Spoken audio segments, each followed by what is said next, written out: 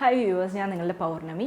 ഇന്ന് നമുക്ക് ഡോഗ്സിനോട് നമ്മൾ ചെയ്യാൻ പാടില്ലാത്ത 10 കാര്യങ്ങളെ കുറിച്ചിട്ട് നോക്കാം. അതിൽ ആദ്യത്തെ കാര്യം എന്താണെന്ന് വെച്ചാൽ, ഒരിക്കലും നല്ല ചൂടുള്ളൊരു സമയത്ത് ഒരു ടാറിട്ട റോഡിൽ കൂടെ നിങ്ങളുടെ ഡോഗിനെ വാക്കിങ്ങിന് കൊണ്ടുപോകരുത്.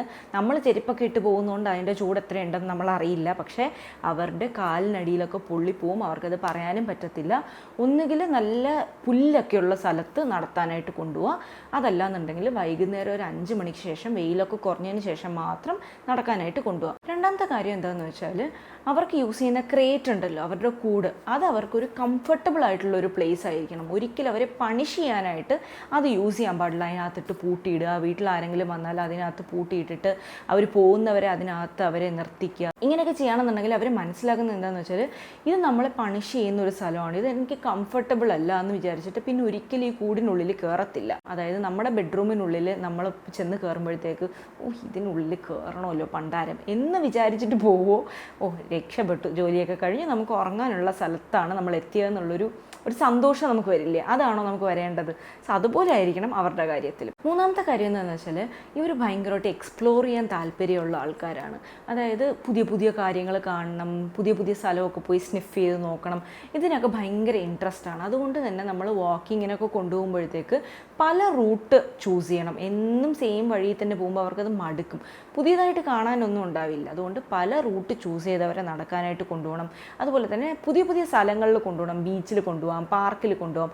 അങ്ങനെയൊക്കെ കൊണ്ടുപോകുമ്പോൾ അവർക്ക് പുതിയ ആൾക്കാരെ കാണാൻ പറ്റും, പുതിയ സ്ഥലമൊക്കെ കാണാൻ പറ്റും, അവർ ഭയങ്കര ഹാപ്പി ആകും. നാലാമത്തെ കാര്യം എന്താണെന്ന് വെച്ചാൽ, നമ്മൾ ഫേമായിട്ട് ഭയങ്കര സ്ട്രിക്റ്റായിട്ട് നമ്മളൊരു ഓർഡർ കൊടുക്കുകയാണ്, നീ ഇത് ചെയ്യാൻ പാടില്ല എന്ന് പറഞ്ഞിട്ട് അപ്പം തന്നെ അയ്യോ പാവം എന്ന് വിചാരിച്ചിട്ട് അവരെ പാമ്പർ ചെയ്യാൻ പാടില്ല. ഇത് ചെയ്യുമ്പോൾ എന്താ പറ്റുന്നതെന്ന് വെച്ചാൽ, അവർ കൺഫ്യൂസ് ആകും.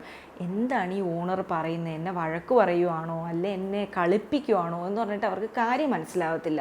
അപ്പോൾ അവർ നമ്മളെ ഒബേ ചെയ്യാത്തതുപോലെ നമുക്ക് തോന്നും. അവരത് തീർച്ചയായിട്ടും അവർ ഒബേ ചെയ്യില്ല, നമുക്ക് തോന്നിയത് എന്തോ ഒരു അനുസരണ ഇല്ലല്ലോ എന്ന് തോന്നും.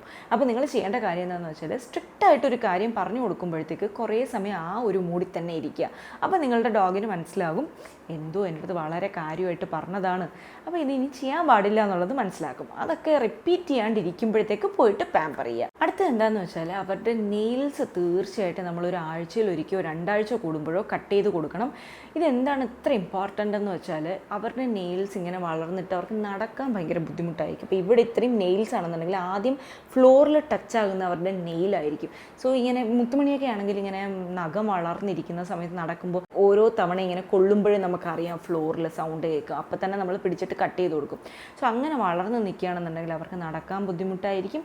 അതുമാത്രമല്ല അവരുടെ പോസ്ചറിനെയും ഇത് എഫക്റ്റ് ചെയ്യും. അതുപോലെ തന്നെ നമ്മുടെ വീട്ടിൽ ഒരു പൂച്ചയും പട്ടിയും ഒന്നിച്ച് വളർത്താണ്ടിരിക്കാനായിട്ട് ശ്രമിക്കുക. ഇവർ തമ്മിൽ മിക്കപ്പോഴും ശരിയായി പോകത്തില്ല ഒന്നിച്ച്. ഒരു പൂച്ച ഉണ്ടെന്നുണ്ടെങ്കിൽ ഈ പട്ടിക്ക് എപ്പോഴും അതിനെ ഓടിക്കണം എന്നുള്ള ഒരു മനസ്ഥിതിയിലായിരിക്കും ഈ പട്ടി നിൽക്കുന്നത്. പൂച്ചയും അതുപോലെ തന്നെ എങ്ങനെയെങ്കിലുമൊക്കെ ഇവൻ്റെ അടുത്ത് വഴക്കുണ്ടാക്കാൻ പോകണം എന്ന് വിചാരിച്ചിട്ട് നിൽക്കും. ഞങ്ങളുടെ നാട്ടിൽ ശ്രീജിത്തിൻ്റെ വീട്ടിൽ എങ്ങനെയാണെന്ന് വെച്ചാൽ, അവിടെ ഒരു പൂച്ചയുണ്ട്. ഇവിടുന്ന് മുത്തുമണിയെ കൊണ്ടുപോകുമ്പോഴത്തേക്ക് അവിടുത്തെ പട്ടികളോടും ഇവൻ ശരിയാവത്തില്ല, അവിടുത്തെ പൂച്ചയാണെങ്കിൽ കണ്ടുകൂടാ. സോ ഞങ്ങൾ അവിടെ നിൽക്കുന്ന ദിവസം മൊത്തം നമുക്ക് ഭയങ്കര ബുദ്ധിമുട്ടായിട്ട് തോന്നും. ഓരോ സെക്കൻഡ് ഇവർ തമ്മിൽ വഴക്കുണ്ടാക്കുന്നോ എന്നുള്ളത് നമ്മളിങ്ങനെ നോക്കിക്കൊണ്ടിരിക്കേണ്ടി വരും. സോ അത് ഭയങ്കര പാടായിരിക്കും. ഞങ്ങൾക്കൊക്കെ ആണെങ്കിൽ 10-20 ദിവസം സഹിച്ചാൽ മതി. ഒരു വീട്ടിൽ തന്നെ ഇത് രണ്ടും കൂടെ ഒന്നിച്ച് വളർത്തുമ്പോൾ നിങ്ങൾക്ക് ഫുൾ ടൈം അതിനെ ടൈം ഉണ്ടാവത്തുള്ളൂ. സോ അത് അവോയ്ഡ് ചെയ്യുക. അടുത്തത് എന്താണെന്ന് വെച്ചാൽ, നിങ്ങളുടെ പാർക്ക് ചെയ്ത കാറിനുള്ളിൽ നിങ്ങളുടെ ഡോഗിനെ വിട്ടിട്ട് പോകാണ്ടിരിക്കുക. അതൊരു ഡോഗാണേലും ശരി, ക്യാറ്റാണേലും ശരി, എന്ത് പെറ്റാണേലും ശരി, പാർക്ക് ചെയ്തൊരു കാറിനുള്ളിൽ തനിച്ചാക്കിയിട്ട് പോകരുത്. ഭയങ്കര ചൂടായിരിക്കും അതിനുള്ളിൽ. നമുക്ക് പുറത്ത് നിൽക്കുന്നതുകൊണ്ട് അറിയാൻ പറ്റത്തില്ല, ഇവർക്ക് ഹീറ്റ് സ്ട്രോക്ക് പോലുള്ള പ്രശ്നങ്ങൾ വരാം. അതുമാത്രമല്ല വേറെ എന്തെങ്കിലും ബുദ്ധിമുട്ടുണ്ടെങ്കിൽ നമ്മൾ അറിയത്തില്ല. സോ അത് പ്രത്യേകം ശ്രദ്ധിക്കുക. പാർക്ക് ചെയ്ത കാറിനുള്ളിൽ അവരെ നിർത്തിയിട്ട് പോകരുത്. പിന്നെ നമ്മൾ ടോയ്സ് ഒക്കെ സെലക്ട് ചെയ്യുമ്പോഴത്തേക്ക് ഇവർ കടിച്ചാൽ ഇത് പൊട്ടിപ്പോകുമോ എന്നുള്ളത് നോക്കിയിട്ട് വേണം വാങ്ങാനായിട്ട്.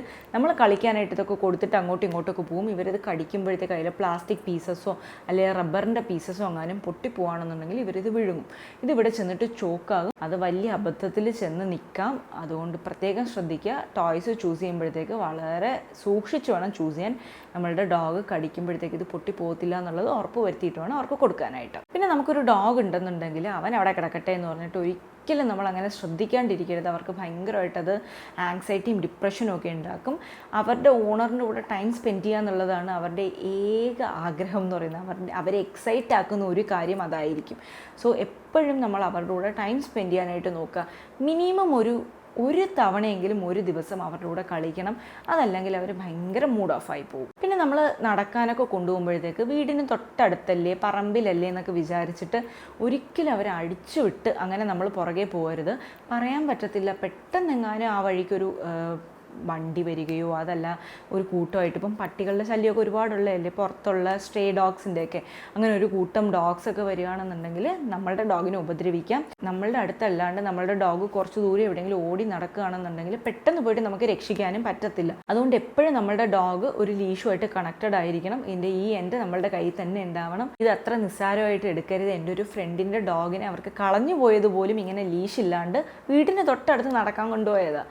പറഞ്ഞിട്ട് വല്ല കാര്യമുണ്ടോ? സോ അത് സൂക്ഷിക്കുക. സോ ഇന്നത്തെ വീഡിയോ ഇതാണ്. ഇഷ്ടമെങ്കിൽ ലൈക്ക് ചെയ്യുക, ഷെയർ ചെയ്യുക, കമൻറ്റ് ചെയ്യുക, സബ്സ്ക്രൈബ് ചെയ്യുക. മറ്റൊരു വീഡിയോയിൽ കാണുന്നവരെ ടേക്ക് കെയർ, ബൈ.